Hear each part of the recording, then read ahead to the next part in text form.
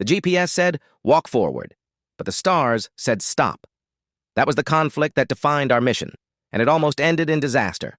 Captain Hale was a modern soldier, through and through. He treated technology like a weapon that never jammed. He led our platoon across a vast, moonless desert, navigating solely by the glowing green numbers on his wrist-mounted GPS unit. Our guide, however, was Sergeant Reed, a grizzled veteran who had been navigating terrain long before the first satellite was ever launched. Every night, Sergeant Reed would pause, look up at the constellations, and mutter adjustments to our heading. Captain Hale hated it. He would constantly mock the old ways, telling Reed that looking at the sky was a waste of time when he had military-grade satellites tracking his every step. He made jokes about Reed using a sextant and a compass like a pirate from the history books. Reed just shrugged and kept checking the sky, usually muttering that machines break, but the North Star doesn't. On the third night, a heavy electrical storm began to brew on the horizon, accompanied by an intense solar flare. We were pushing toward a narrow extraction point at the edge of a deep canyon. The signal on Captain Hale's GPS flickered a few times, then settled on a new coordinate that pointed straight ahead.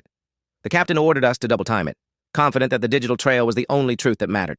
He started running toward the darkness ahead of us, expecting the canyon wall to be at least another mile away, but Sergeant Reed suddenly stepped in front of the formation, physically blocking the captain's path. He pointed to the sky, which was partially obscured by storm clouds, and shouted that the magnetic anomaly from the solar flare had thrown the GPS off by miles. He said the stars didn't lie, and that the canyon rim was actually right in front of us. Captain Hale, furious at being disobeyed and humiliated in front of his men, shoved the sergeant aside. He screamed that he was following the mission data, not fairy tales. He took one aggressive step forward into the darkness. I shone my flashlight past him just as he took the step, and my beam cut through the dust to reveal a sheer drop. The captain was standing 1 inch away from a 1,000-foot vertical cliff face. If Reed hadn't stopped him, the captain would have walked right off the edge. The color drained from the captain's face. He looked down into the abyss, then back at his GPS, which was still cheerfully flashing arrival imminent. He turned around slowly to look at Sergeant Reed. The old sergeant didn't say, "I told you so." He didn't gloat. He simply pulled out a compass and adjusted the heading, pointing the platoon along a safe path that ran parallel to the cliff. We followed the sergeant in silence for the next hour. When we finally reached the extraction point, the helicopters were waiting, their rotors cutting through the cold desert air.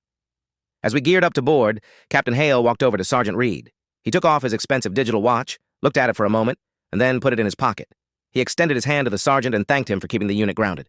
It was a quiet admission that sometimes the best technology isn't the newest gadget, but the experience that refuses to be forgotten.